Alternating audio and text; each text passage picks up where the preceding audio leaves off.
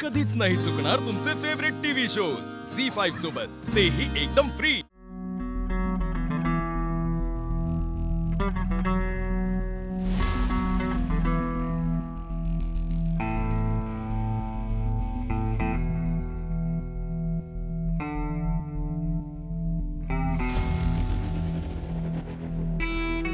नाही म्हणजे thank you so much uncle की तुम्ही मला वाचवलं, नाही तर आज माझं ना काही खरं नव्हतं।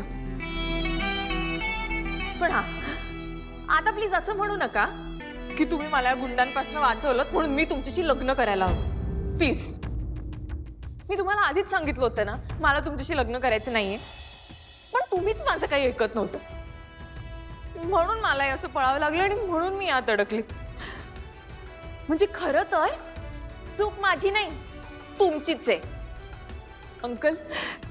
बघा माझी ना खूप स्वप्न आहेत आणि तुमच्याशी लग्न केलं तर ती सगळी अर्धवट राहतील, तुम्हाला कळतंय का?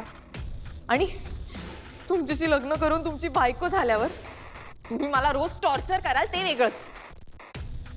प्लीज प्लीज मला यातनं सोडवा, प्लीज। हो तर पाया पडते मी तुमच्या, प्लीज प्लीज अंकल। माझा वाढदिवस जवळ आलाय, तुम्ही दुसरं लग्न करा।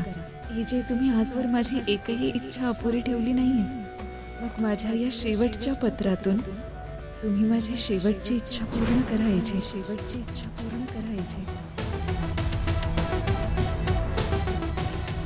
हे लग्न होणार, हे लग्न होणार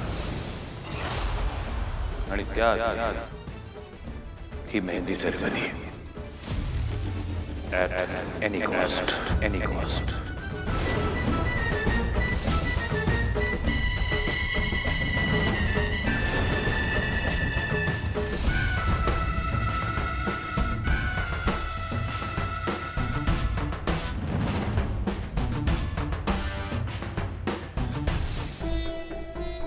काय ग, लागला का फोन?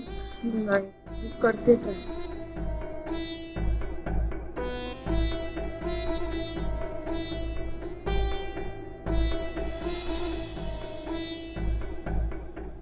ही लीला जर बाबांना फसवून पळून गेली असेल ना, तर ती कधीच नाही सापडणार त्यांना। मेहंदीचं फंक्शन ना संपल्यात, आपण जाऊया। असं बोलू नकोस विराज। का नको बोलू असं, सांगा ना।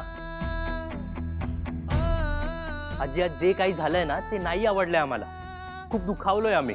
इनफॅक्ट आजी, मला असं वाटायचं की ती लीला वेंधळी असली ना तरी मनाने खूप चांगली मुलगी आहे,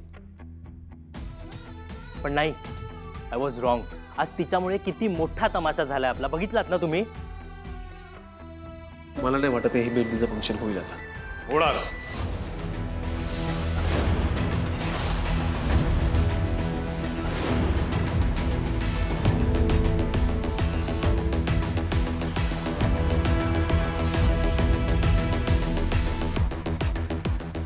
ही मेहंदी सेरेमनी होणार